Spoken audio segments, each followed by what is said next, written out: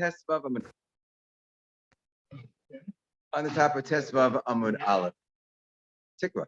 You have a roof that's made up of wooden boards. Remember, that's the general theme that these days we spoke about yesterday. The wooden boards, right? So you have a roof made up of wooden boards. Normally, there's plaster, but this one, but there was no plaster. It's just wood. So Rabbi Yehuda Omer, so Rabbi Yehuda has a version of Machlokes Beishamai and Beisil. He says, Beishamai Omer mefakbek v'notel achas mi beinatayim. He says that you got to take it apart. Presumably there are nails of some sort, so you take it apart, and you also take apart every single alternating board, assuming they're all the same size.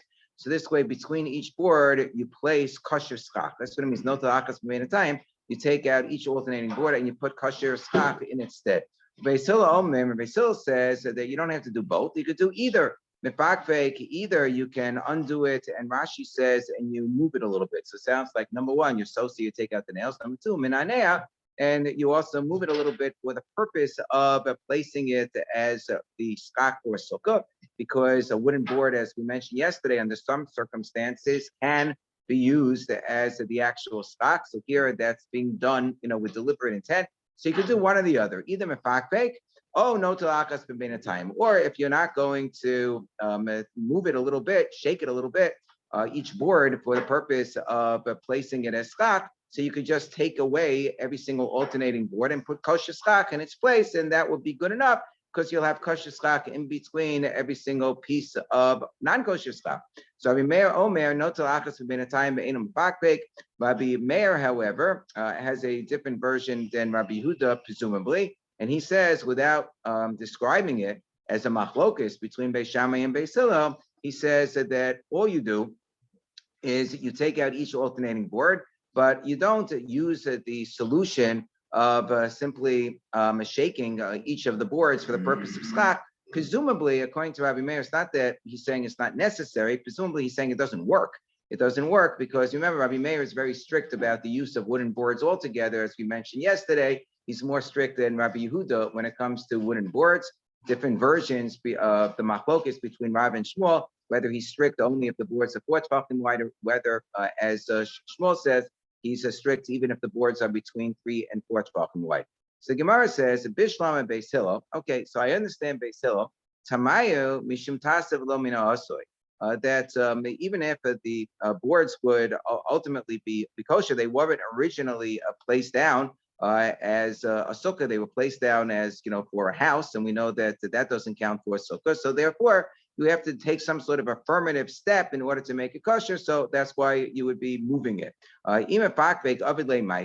So therefore, we understand that if you're going to move the board, so you're doing a maaseh, and even if you take out alternating boards, so you're doing some sort of a maaseh to make this into a sukkah appropriate structure.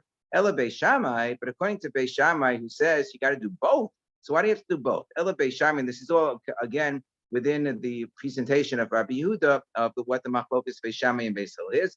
Ela Beis Shammai mai tamayu imishum tasev lo mina asoy. If it's just that you can't let the roof stand as it is because it was built for a home, so just do some sort of an action, either move the boards or take away alternating boards and put in skach.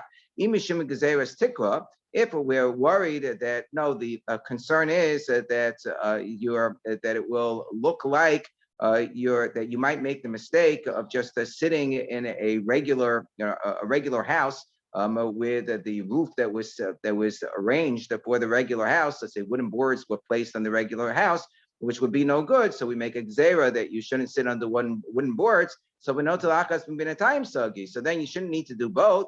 You just need to not have a roof of the sukkah made up of wooden boards. So as long as you have alternating spaces, and in between each wooden board you have kosher skach, so that should be good enough. So we say the olam mishum gzeiras tikva. So we say no, that's not good enough. Really, that is his concern. His concern is that you're going to come to use a regular roof without any change whatsoever. And this is what Rabbi Meir, and this is what Beis Shammai is saying according to Rabbi Yehuda. Even though you might come to try to fix it by moving each one of the boards and say, okay, look, now making it on my own for the purpose of a sukkah, and I'm not going to come to think that I could just sit in a regular house.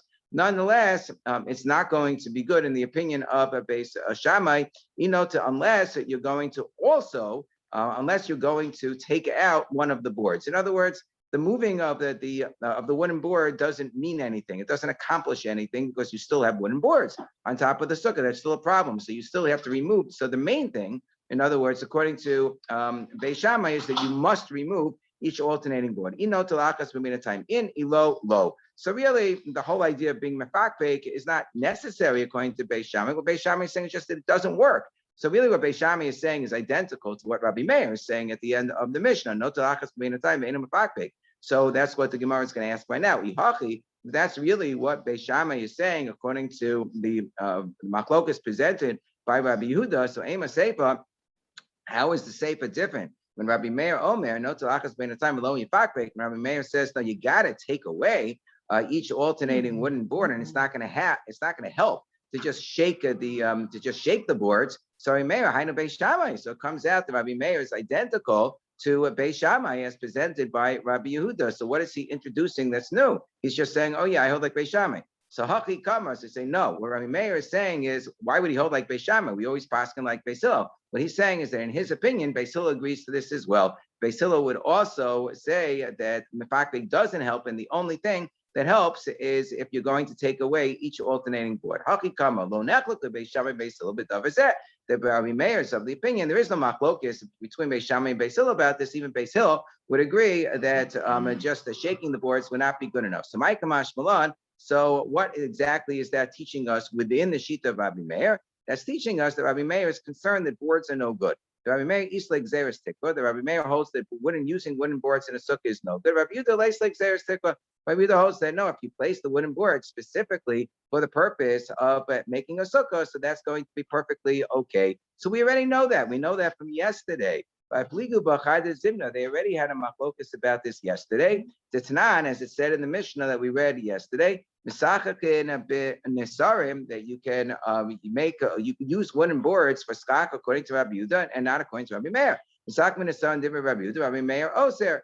Remember, we had two different versions of the nature of which wooden boards are prohibited according to Rav and Shmuel, as we've already mentioned. So so therefore, what is this Mishnah adding to what we already know? So what it's adding is that the previous Mishnah is talking about something that we never dreamt it was talking about. This is just a suggestion that we're going to reject. That the Reisha yesterday, when it's talking about when is it that you're not supposed to use wooden boards for skaka, that's talking about boards that were already sanded over and they're very, very smooth. So because they're very smooth, they can be used like as utensils. So they're not actually utensils in the sense that they're pshutei kliyates. They are wooden objects, the wooden boards that don't have a base kibble, that don't have a receptacle. Therefore, they're not really susceptible of receiving tuma, and they wouldn't be disqualified from being used for skak. But because they're sanded and they're smooth, they kind of look a little bit like they're in the realm of a kli. So just like you can't use a regular kli, we're not going to let you use this as xerim. Shum xeras kalim naguba. Well, the Rabbi Yehuda, however, the Rabbi Yehuda, Amarab, the Amora, Rabbi Yehuda Amarab, to Amar, but according to the Shita of Rab, who says that we don't make xeris when it comes to kalim. If I have a utensil that's not mekabel tuma, I'm allowed to use that utensil, even though there might be a similar utensil that is mekabel tuma. Where do we have that? We had that with respect to various steaks that you might have that there's a certain type of steak that has a peg sticking out of it. And then there's another type of steak that has a receptacle in it where the peg goes into. One is called the zachar steak that has a peg coming in. One is called an akeva steak that has a little hole for the peg to go into. The one that has the receptacle is disqualified from being used as chak because it's mekabel tuma. The one that just has a peg sticking out that doesn't have receptacle and it's a wooden steak, so therefore it's pshutei kliyates, we say you can use that as a chak because it's not mekabel tuma. When that goes in one based because of the other. If it's a male steak that has the peg sticking out, that's ksheira because it's not a receptacle. But if it's a female steak that has the hole inside, psula, then it's going to be disqualified for schach because it is mekabel tuma. Below gazer zachar matun kevus. When that goes at one type of kli based on a different type of kli, so achanami lo nixon is sarm shupanatu kelim. So therefore, we shouldn't be gozer if you have a wooden boards that are all sanded and smooth over, just because there are other types, because it looks like a kli, just because there are other kelim that are mekabel tuma that would have a wooden kelim that have a receptacle and non-wooden kelim. Rather, nobody is goes there. According to Rab, we wouldn't be goes there not to use sanded and smooth wooden boards because there are other boards that might be mekabel tuma. That wouldn't be a reason for Rabbi Yehuda and Rabbi Meir to have argued in the first place. So what then is the difference between the machlokes that we recorded yesterday in Daf Yudalin and the machlokes that we're discussing today? The first machlokes was pligi b'seres tikva. They're simply arguing about should you not be allowed to have wooden boards because we're worried that you're going to use the roof of your own house. Fine, that's how we understood it yesterday. We don't have to reverse our understanding. V'seifa pligi b'seres tikva, and the seifa also is recording the machlokes about whether we're worried about Zeras Tikra, about forbidding wooden boards because maybe you'll sit in your own house. Bifligi b'tarti zimni, and they argue two times. What's wrong? Bifligi b'tarti zimni lamali. Why is it? Why is it necessary to have these two different, times that they argue? Lamali sefer Rabbi Yehuda the Amale. So sefer the Rabbi Yehuda Amale Rabbi Meir.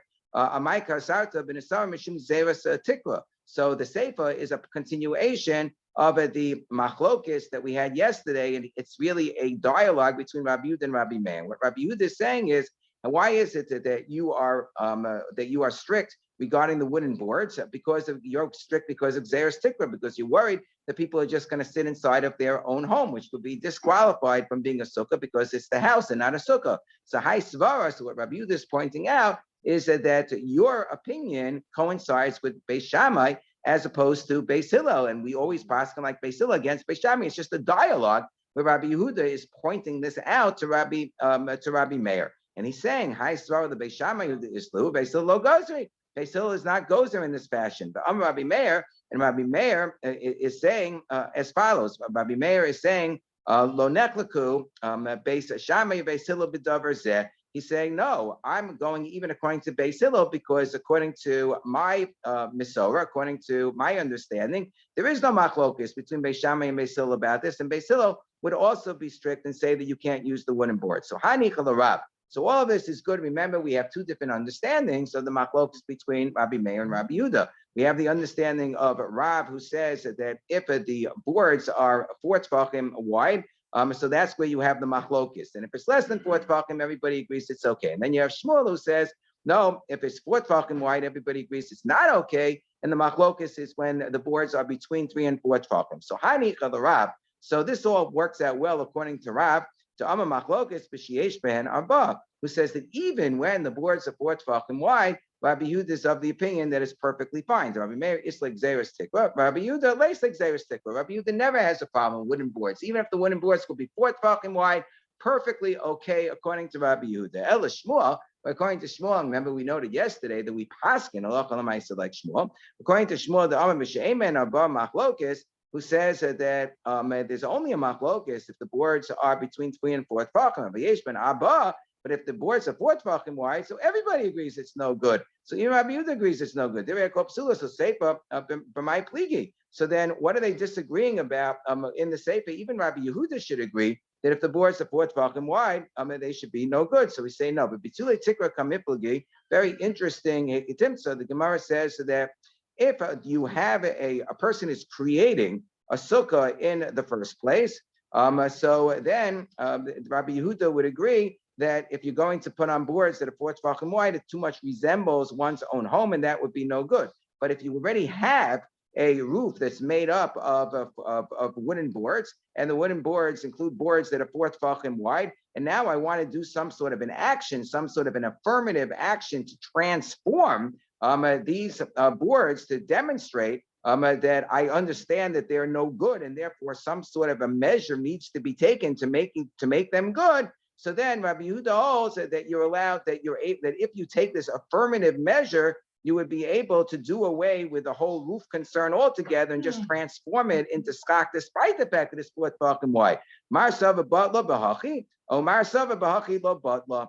That he holds that you can be mivatel in this fashion, despite the fact that you have boards that could actually be no good, it's possible to be mevatel their status as being, house type boards altogether by moving them around and shaking them. And Rabbi Meir holds that moving around and shaking is not going to change the equation. So the Maisa, we're machmir about this, and the Shulchan Aruch does bring kind of like two deos as to whether if you shake it up, maybe even 4 tefachim boards would be okay. And the first day says yes, and then brings a second day that says no. Of course, that would not be okay. That's the opinion of the Rambam, and that's the way that we generally assume. So the next Mishnah says, "In I Mishnah Mekara Sukasa B'Shvodin." If you're going to make a roof out of your sukkah using metal spits, so metal spits are clearly no good. Why? Because they don't grow from the ground, and they are in fact mekabel tumah, so really, really bad. O baruchos hamita, or you have bedboards. The bedboards are made out of wood, so if they wouldn't have anything attached in them, they'd be okay. But the bedboards have posts that are attached in them, and therefore that makes them mekabel tumah. So even if I take the posts off of them, they still, were designated in that fashion, so they still are mekabel tumah. And so I can alternate. I can have, like we spoke about alternating in the previous Mishnah. I can have a few tefachim, a 3 tefach piece, let's say, of a metal metal spit or of a bedboard, and then I have a 3 tefach space between each one of them, and I place kosher skach in that space that's in between them, so that can make the sukkah kosher. Yesh revach b'nein kemosan, then it would be kashera. Then I can make it kosher. Does that mean that the revach between them has to be that it's good enough if the space between them is exactly the same width as the puzzle skach itself? It doesn't have to be a little bit more. We're going to discuss that. Or and then the next in the Gemara we're going to discuss that. The next halacha is the famous case of a person who carves out a sukkah space in a haystack, right?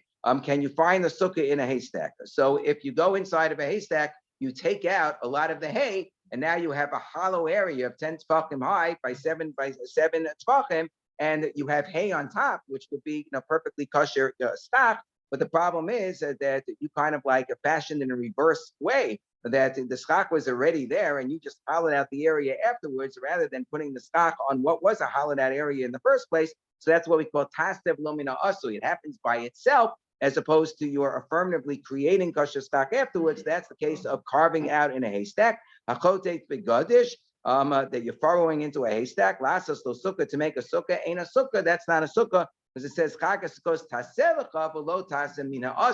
it can't be something which was already made, that only kind of like appears sort of automatically. So the Gemara says, so this would appear to be a kasha on the opinion of Afuna Breid Rabbi Yeshua, because we have a machlokis as to whether if you have paritz ke'omed, whether if you have a mechitza and the open areas in the mechitza are identical in width to the closed off areas in the mechitza, is that a good mechitza or not? So here we want to determine, is it good schach or not when the good areas are exactly the same width as the bad areas? So a papa seems to indicate that it's okay. That would appear to be consistent with our Mishnah, because our Mishnah said in Yesh Revach Beinan Kimosan Keshera, that if there is a space between the puzzle skach that's identical to the width of the puzzle skach, it would be kosher. But Huna, however, Brei Rav Yeshua Aser, he said, no, it's no good. The good part has to be a little bit more, at least, than the bad part. So our Mishnah would seem to be a kasha against the opinion of Afuna Breid Rav Yeshua. So Amalak Afuna Breid Rav Yeshua, no kasha on me. What does it mean, my kemosan? What does it mean that it is identical space? B'nichnas v'yotze. What it means is that it's easy to put in the identical sized kosher skach in between the non-kosher metal spits or bedposts, as the case may be. As we very well know, it's like, you're inserting something, inserting a battery that has to go somewhere, or you're inserting, some sort of a piece that has to go on the side of your refrigerator that you're putting in a rack. So when it's exactly the size that it has to be, it's really hard to push it in. But the way that you push it in is if there's a tiny little bit of extra space, and it's easier to push in. So when our Mishnah says that you're going to get it in, it means that it's going to have a little bit of extra space. So it'll be easy to push in the kosher schach, which means that there's a little bit more space in between the pieces of a non-kosher schach. There's a little bit more space in the empty space in between the non-kosher schach, so you can push in easily berevach without having to exert yourself with tremendous effort in order to get in order to push in the kosher schach. So my kamosa menichnas will go in more easily, in which case we are talking about a case where there is more space in between. By efshel same. But what do you mean? That is assuming that you're not able to have exactly the same amount of a space where you could really push it in. But we know that as long as we can measure the exact amount of space, like I have a piece which is, let's say, 3 tefachim wide, and I have a space which is exactly not 1 millimeter less, it's exactly 3 tefachim wide. So then I'm going to be able to get it in. And we generally assume that you can measure very precisely. So I'm Rabbi Yami b'madif. So Rabbi Yami answered, no. We're going to give a different answer. Not that you have to have a little bit of extra space in order to fit it in, because you're right. If you have just the right amount of space, you're going to be able to fit it in anyway. But we're talking about our Mishnah where it is b'madif, where when we speak about having a revach in between, it means there's a little bit extra. There's a little bit extra, and that's the way we're going to have to explain it according to Rav Huna Breda Rabbi Yehoshua, so that there be greater spaces of schach than the spaces of non-kosher schach. So Rava Amar Afilu Teman B'She'ein Ma'adif. Rava says, no, you don't have to say that. You could just say that the kosher schach is placed on perpendicularly, because let's assume that the kosher schach takes up the entire space of the width between the non-kosher pieces of schach. If you lay it down perpendicularly, so by necessity, it's going to have a little bit of overlap. If it doesn't have a little bit of overlap, you know what's going to happen? It's going to fall down. It's going to fall down. So once you put it on perpendicularly, so of course it's going to have extra space. If they were horizontal, you place if the non-kosher stock was horizontal, you place the kosher stock vertically. If the non-kosher stock was vertical, you place the kosher stock horizontally. Now, it happens that we paskin, like for Papa, we paskin that it's okay if the spaces are identical. The kosher stock will be identical to the non-kosher stock. So you don't have to, you don't have to say that the reason why it's okay is because it's a little bit longer since it goes over perpendicularly. Well, you can say like this, the way that we paskin and the way that the Rosh understands the Maskana of the Gemara is that our real concern is that when you lay something on in a certain space, that it's almost inevitable there's going to be at least a teeny tiny little bit of airspace between one piece and the next piece. Unless they're nailed in, you can have a little bit of teeny tiny airspace. So if you place it perpendicularly, you guarantee there's not going to be any airspace in between. So even though it may be that you're taking up the identical space in between, it's okay to have the identical space as long as we know that the kosher schach is occupying the identical amount of space and not a millimeter less than that.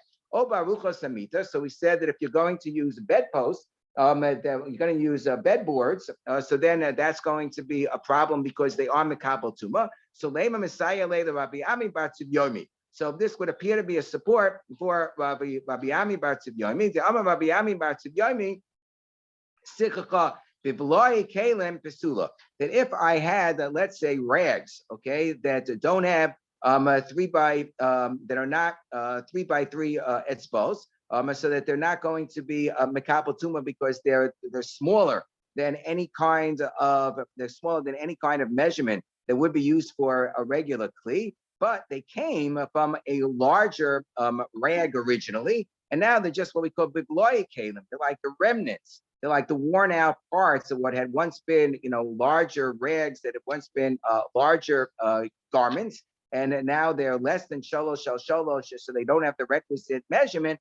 Nonetheless, it's psula. Nonetheless, you can't use it because once upon a time, it was part of something that was mikabel tuma. So too, with these bedboards, once upon a time, they had bedposts that were attached to them, and therefore they were mikabel tuma. So therefore, they don't lose their status of being invalid or being used as skak for the sukkah.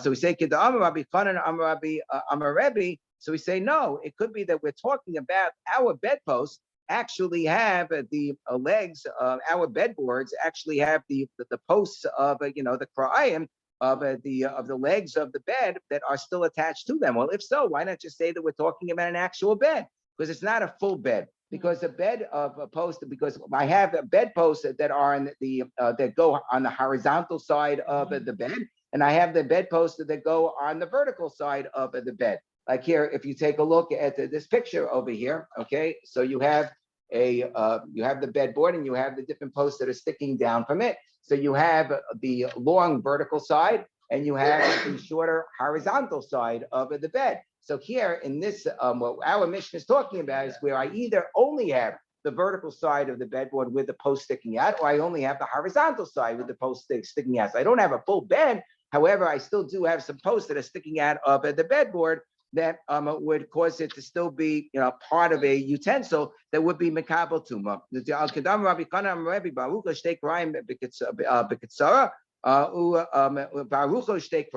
Either it's the vertical post, the vertical board with the two posts, or it is the horizontal board with the two posts. So hakinami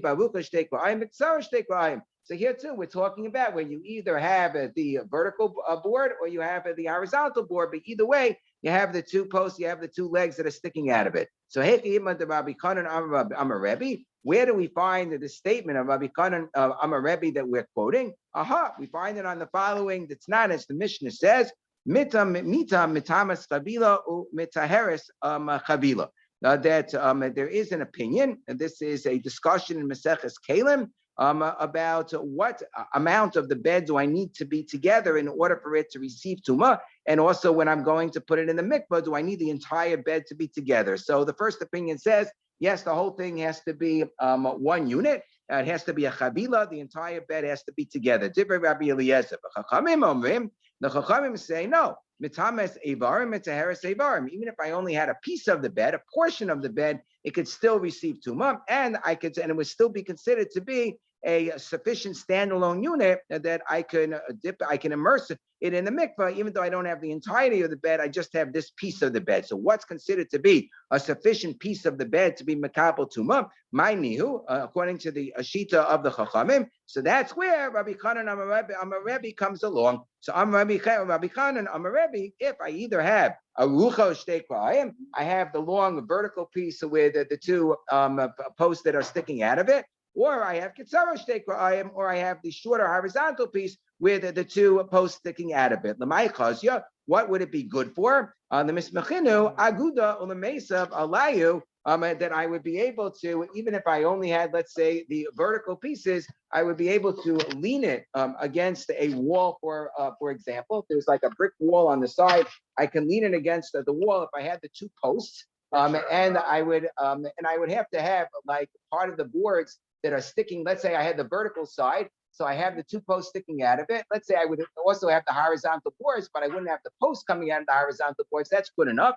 And I would put a lot of roping upon it, and I would lean it over a brick wall, and then I would be able to sleep upon it based on leaning it against a brick wall, even though I don't have the bedpost for the other side of the bed. I only have it for the vertical side, and I don't have it for the horizontal side. So that's still going to be good enough as long as I can find myself a brick wall. Ulamesa v'layel umishta ashli. I'm going to spread ropes upon it, and I'm going to be able to sit upon it once it's leaning against the wall. So we see that even having just a half of the bed is going to be good enough to find a way to creatively use it to rest upon, and therefore it's still mekabel tumah, and for that reason would be possible for use as sechach.